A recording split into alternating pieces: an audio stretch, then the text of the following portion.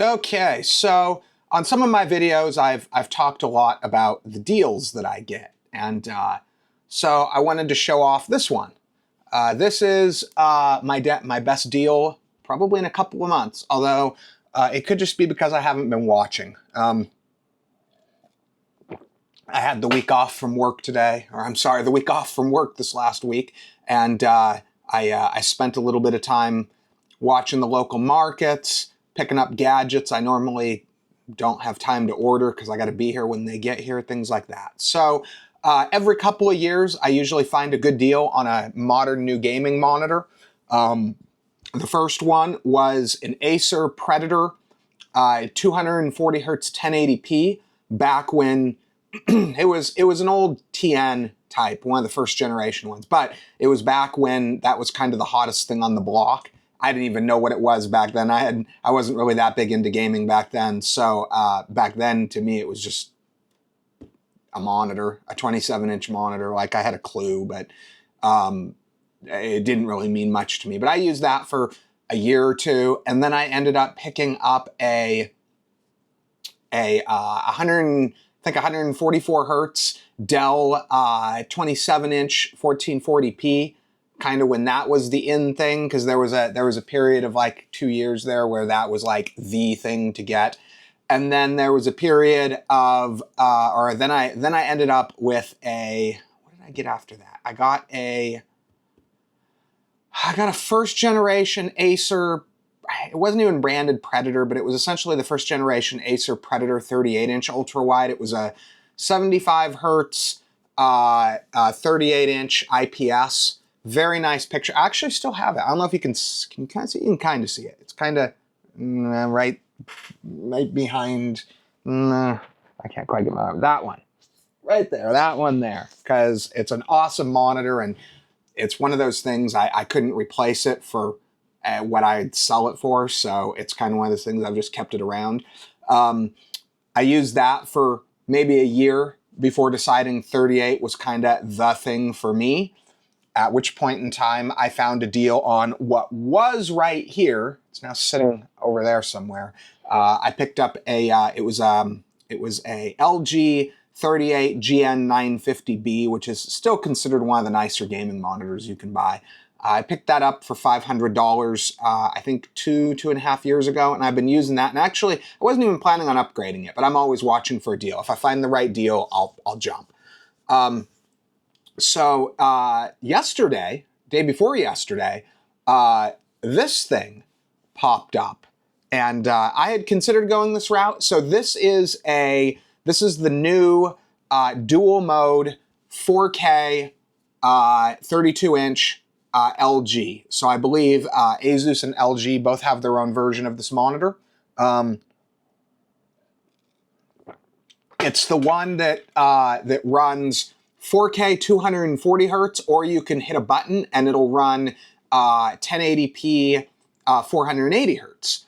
I played with it. I was gonna make this video sooner, but I figured, I should probably play with it before I make the video, just so I have something to say. And it's been cool. I had to do a little bit of configuration I didn't expect. It's apparently capable of displaying, at least according to the settings, 12-bit color, which apparently Windows defaulted to 8-bit. And I did notice sometimes when the lower color bit, I wouldn't have expected it, but I did notice it. And so I had to go into the NVIDIA settings and change that. Other than that, though, it was pretty straightforward. And I played a little bit of Cyberpunk. So your 4K 240, obviously you're not hitting 240 on Cyberpunk, but 4K 240 is going to be your Cyberpunk, that kind of thing. And then the 480 hertz is when you're playing competitive. I will say 1080p at 32-inch looks about as awful as you would expect. Back when we had 1080p like 40-inch TVs, I don't even know what we were thinking back then, man. Back when that was the thing. Oh man. It's definitely playable. It's the kind of thing it's the kind of visual quality degradation that you're not going to care about when you're running Fortnite competitively at 480 hertz. You're not going to care, but it is there. Like when I first saw the picture at 1080p on here, I was like, oh, that's pretty bad. Just as far as the detail level. I did also play Fortnite at 4K, which, to be honest, I mean, I like being competitive, but I'm not that competitive of a person when it comes to my video gaming. So I'll probably be using it a lot more in the 4K 240 mode.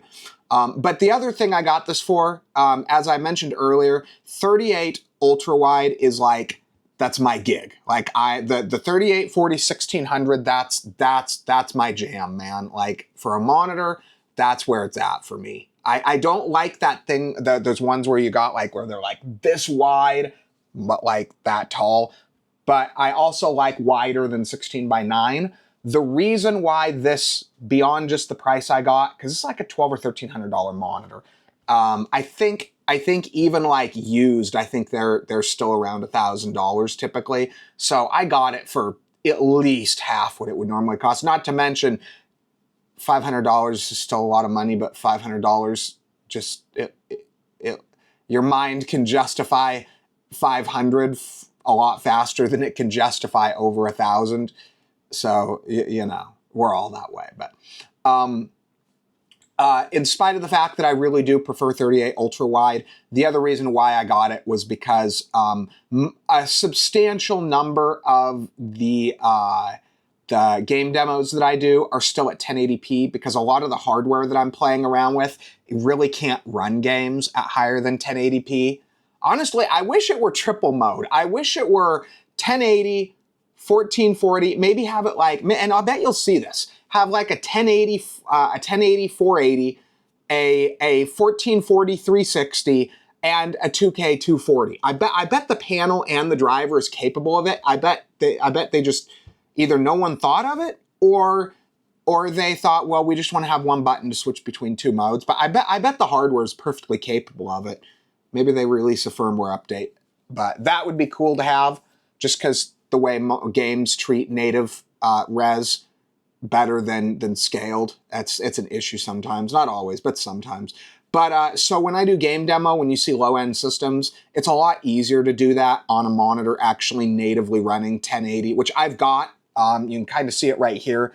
I haven't even decided what to do with this yet. This is actually a nice monitor too. This one's a 280 hertz 1080p 27 inch, which looks a lot better. 1080 you shouldn't go above 27, but and that one's an IPS too. So that's a good looking monitor. I don't know, I may stick it over in my secondary gaming setup, but yeah, being able to have easily switchable to the 1080 mode, that's going to be nice for when I do need it.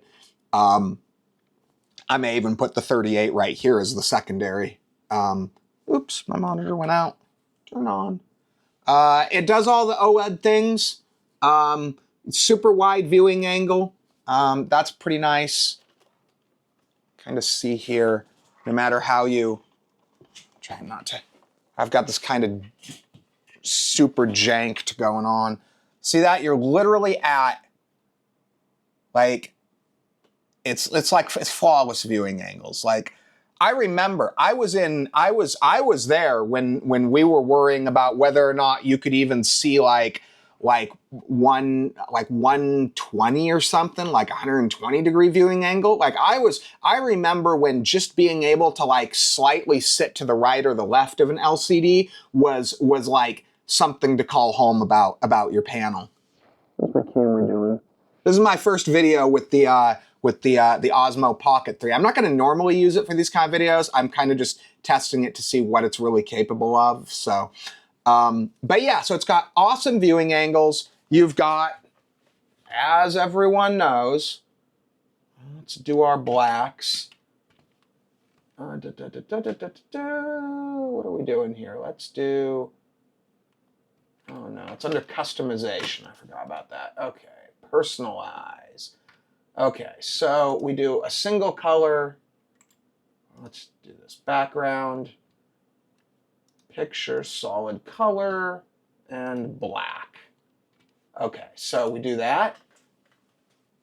And you've got your, I mean, it's, if it wasn't covered, it would be a mirror right now. They've got a non-glare coating. You know, there's a lot of people are up in arms on this one. I honestly, if I could have chosen, I would have gone glossy. If I had both options in front of me, price was the same, options were the same, I could get both for the $500 I paid for this one, I probably would have gone glossy, but the deal was what it was, and, you know, beggars can't be choosers, right? So, you know, we end up with what we end up with. But anyway, I hope you guys find this kind of an interesting look. It's the monitor that I'm going to be using for probably the next 2 or 3 years. Maybe as many as 3 or 4 years, depending on the deals I find, just because of the fact that normally I usually get these maybe a year after. Like I usually get them just before they're either just before or just after they transition to a new model or a new generation of monitor. I don't usually get them at these deals when they're the current gen monitors. So this one may have a little bit longer legs than some of the other ones I've bought. But anyway, to the dude that sold me the monitor, if you're watching the video, thank you. I'm having a lot of fun with this thing. So anyway, thanks for watching, guys, and hope to see you again on the next one.